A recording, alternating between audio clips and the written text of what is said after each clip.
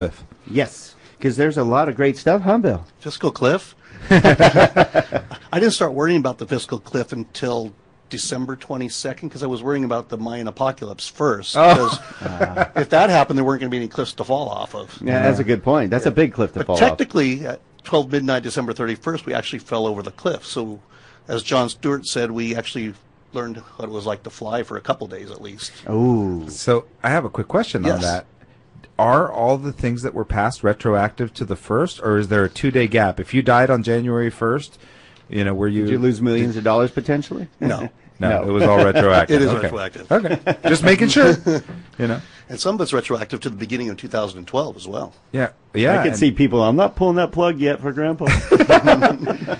Well, actually, that brings up another topic we'll talk about totally. soon. Yeah, the Steinbrenner effect. But anyways, that's a good point that you brought up. Was some of the things that were retroactive for all of 2012. Let's jump right into that. That's one of the things that changed. That was extended was mortgage insurance deduction. For me, that's huge. For Don, for you, that's huge. It's something that we deal with on a regular basis.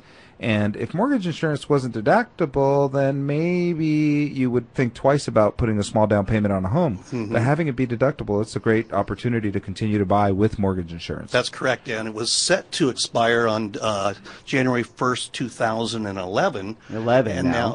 And now we actually have December 31st, 2011. But now they've made it retroactive to January 1st, 2012, and extended it all the way through to December 31st, 2013. So if you got an FHA loan from us, or a Cherry Creek mortgage, or even a private mortgage insurance loan, you're going to be able to deduct that interest for last year and for this year. And we're actually talking about the insurance on the mortgage insurance. Yeah, and if you're tuning in, what is mortgage insurance? Basically, if you put down less than 20% down on a home, you could potentially have mortgage insurance, meaning a company basically insures that difference and protects the initial investor so that they will allow you to get into a home for less down. It actually is a good thing. Everybody thinks, it's horrible to have mortgage insurance. But then again, back in the day, even before my time, you couldn't buy a home if you wanted without 20% down because they wanted that equity position in order to take the risk of lending you that much money. So now these insurance companies say, well, there aren't that many people that default on these loans. We'll take some of the risk, and they'll pay for that. Basically, it's an insurance plan, just like your auto insurance, your home insurance, and so forth. It's on your mortgage. And that mortgage insurance, what's nice is now it is deductible again, because it was, then it wasn't, right, Bill? Right. And now it's back and retro. That's correct. Which is key, meaning... We've actually really never lost it now. We were not going to be able to write it off in 2012, and now we can. Well, and what's nice about it is, like you said earlier today when we were talking, is that we now have a history since 2006 that this keeps getting extended. So hopefully it'll continue to be extended at least until people have more equity again. Correct. All right, so that's a good news, and we have some other news regarding other... I don't even want to get into it. We have just a little over a minute left. But we have other laws that came about. And some of these laws are now not just kicked down the road, but these are permanent, right? Some of these laws that came out of Fiscal Cliff? Yes, some of them are permanent. Okay, so this is key for you to listen to because realistically, some of these laws have affected some people by millions of dollars. I know I mentioned it earlier, millions of dollars.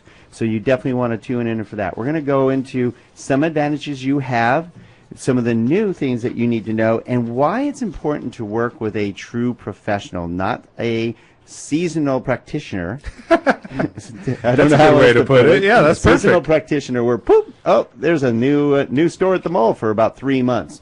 And they took a little test to assist you with one of the biggest differences in your income per year is how much taxes you pay.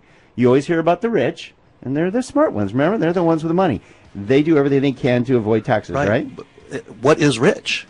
Oh. Because it's really gotten complicated. As we were flying over that cliff for those 2 days, someone decided, or Congress decided, that rich, at first it was going to be $250,000 for a married filing joint client or taxpayer. Now it's $400,000 for an individual and $450,000 for a married couple.